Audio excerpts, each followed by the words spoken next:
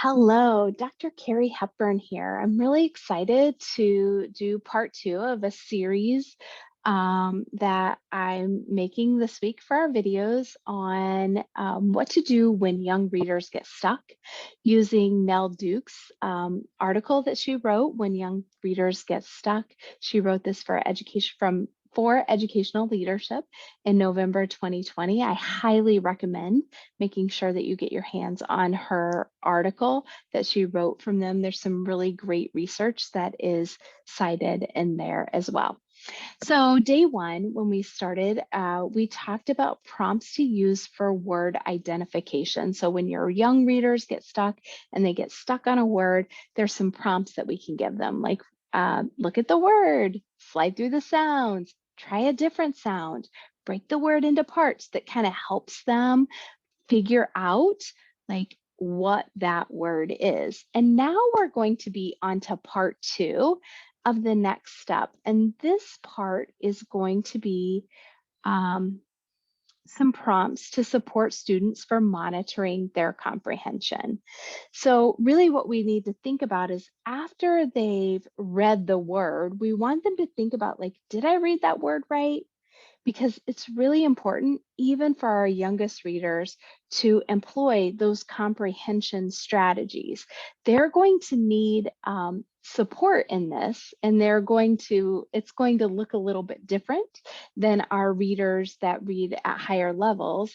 However, we want to prompt them to monitor their comprehension and remind them that they have fix-up strategies when the word doesn't sound right or if it doesn't make sense.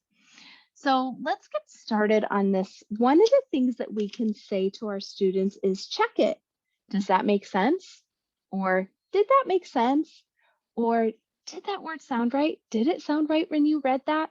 That's one prompt that we could give the students as they're checking their comprehension. That's something we want to teach them to and remind them to ask themselves as they're reading.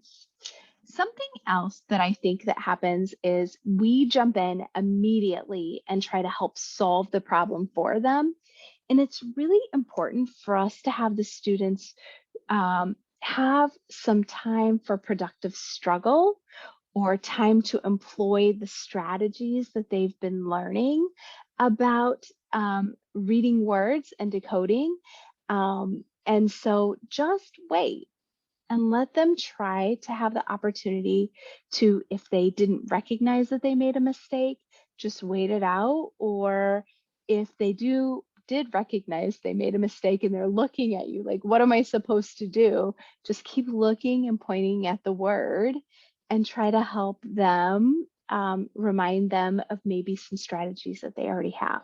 So don't jump in though, give them time first to try some things out that they know.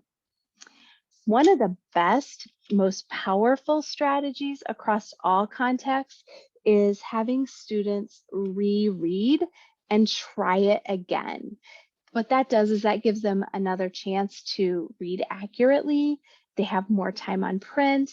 Rereading can help them with their vocabulary, and it could help them just be successful in determining the meaning or figuring out what the word is. So rereading is one of the most powerful strategies that we can be teaching our students.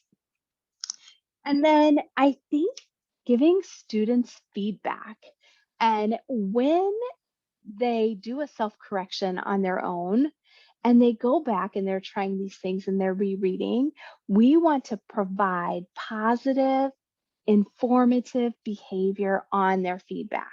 So something that you could say is, you noticed something didn't make sense and you went back and you corrected that. That's what good readers do. So when I talk to you guys about compliments with students, if you've ever watched any of my videos or come to any of my professional development around responsive teaching, we talk about the importance of noticing what students are doing and naming it and complimenting it and tying it to actually the behavior and the importance of doing that. And I think that this just helps, like, name, you noticed that they reread.